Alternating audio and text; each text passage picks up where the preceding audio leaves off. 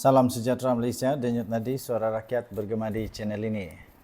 Ada orang tanya kepada saya, sebagai seorang pengulas politik dan penganalisis politik Malaysia pada ketika ini, ada orang tanya dengan saya, bagaimana PKR boleh mengukuhkan kedudukan mereka semula pasca pemilihan 2025 yang sangat penuh dengan banyak drama.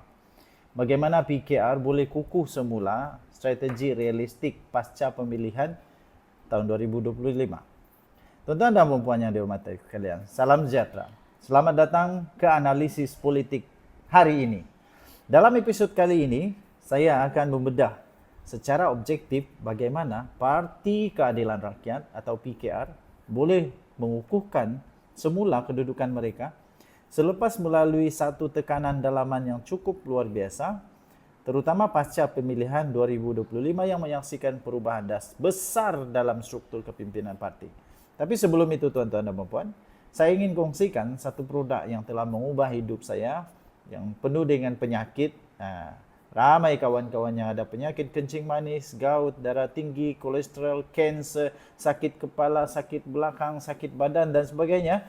Tapi setelah mengambil produk Transofactor, Folate Transofactor, yang berfungsi meningkatkan tubuh badan kita punya immune system, sehingga immune system kita berada dalam keadaan yang cukup optimum, cukup kuat untuk melawan penyakit. Akhirnya tubuh kita sendirilah yang menyembuhkan kita dari penyakit.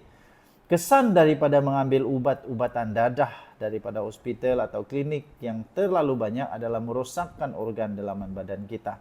Ada kesan sampingan. Tapi dengan Transofactor for Life tidak ada kesan sampingan kerana imun badan kita sendirilah yang menyembuhkan kita. Bagi anda yang tergolong dalam masalah-masalah yang saya sebutkan tadi, anda boleh cuba untuk berusaha berikhtiar dengan For Life Transofactor melalui nombor telefon ini. Saya berikan nombor telefon saya.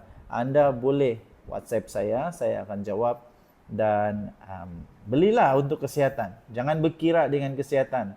Jangan sampai kena potong kaki baru menyesal. Okey, kita teruskan. Nombor 1, mengakui perpecahan tapi membangun di atasnya.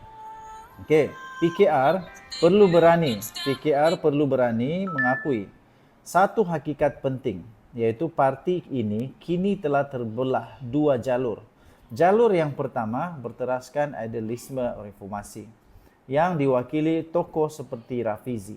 Jalur kedua pula adalah lebih pragmatik dan real politik yang kini diterajui oleh Nurul Izzah Anwar. Tetapi perpecahan ini bukan musuh. Ia adalah modal kepelbagaian pendekatan.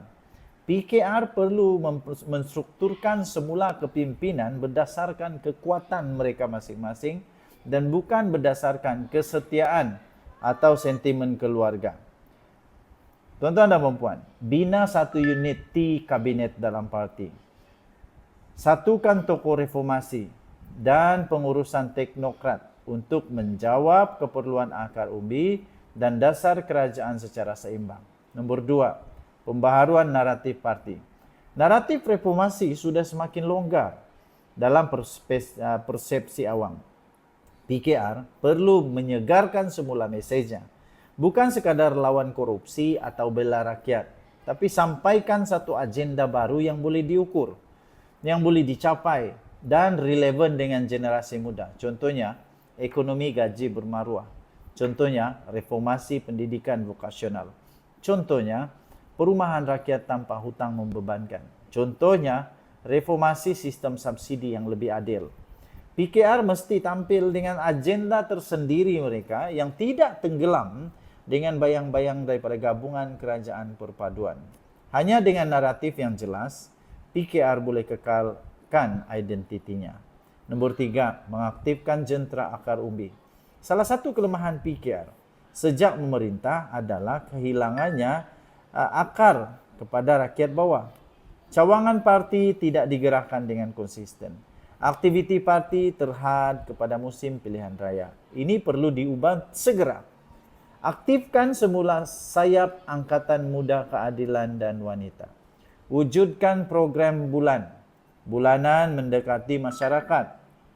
Bukan hanya melalui ahli parlimen, tetapi juga wakil-wakil komuniti. Gunakanlah platform digital untuk latih aktivis akar umbi dan bina bakat pelapis.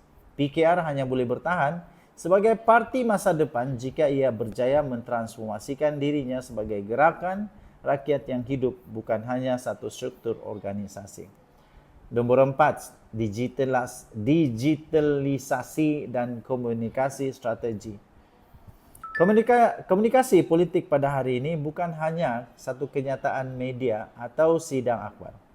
PKR perlu kembali menguasai naratif media sosial. TikTok, Instagram, Twitter bukan sekadar ruang hiburan sekarang ini, tapi ruang perebutan pengaruh. Binalah satu pasukan berkomunikasi politik strategik. Latih pemimpin muda, bercakap dengan bahasa rakyat, hidupkan semula brand suara rakyat melalui media digital yang agresif tapi beretika. Tuan-tuan dan puan-puan, sebagai penutup dan kesimpulan, PKR masih mempunyai cukup masa untuk kukuhkan semula. Menjadi kukuh semula, tapi ia perlu berani untuk berubah. Daripada kepimpinan tertinggi sehingga ke peringkat cawangan kampung, kekuatan PKR bukan pada individu, tetapi pada idealisme yang terus relevan. Jika PKR mampu menjadi parti yang dapat menghimpunkan kekuatan teknokrat, akar umbi dan suatu generasi baru, ia bukan saja boleh bertahan tetapi menjadi tonggak utama dalam landscape politik Malaysia akan datang.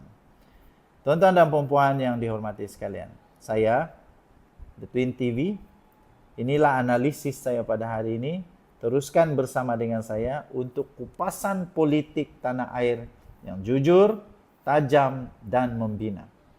Jumpa lagi pada esok. Tapi sebelum itu, sekali lagi saya ingin memperkenalkan kepada anda produk For Life Transfer Factor seperti dalam gambar ini. Saya sisipkan di sini. Produk ini dapat meningkatkan imun badan tubuh kita untuk melawan segala jenis penyakit. Bagi anda yang ada masalah kanser, kencing manis, darah tinggi, apa sajalah, kolesterol, gout, dan apa saja penyakit orang tua, penyakit orang muda, 3 serangkai, penyakit kronik dan sebagainya, anda bolehlah bertanya kepada saya akan rekomenkan kepada anda produk yang sesuai bagi anda untuk meningkatkan imun badan, supaya imun badan dapat melawan penyakit tersebut. Dengan harapan kita cukup masa untuk sihat kembali dan dapat hidup dengan lebih berkualiti. Dapat hidup dengan lebih berkualiti, lebih tenang, kan? Dapat buat kerja, jalan-jalan dengan cucu. Itulah harga sebuah kesehatan. Tinggalkan komen anda. Denyut Nadi Suara Rakyat bergema di channel ini. Jangan lupa tekan butang subscribe, like, dan share. Kita jumpa lagi. Bye-bye.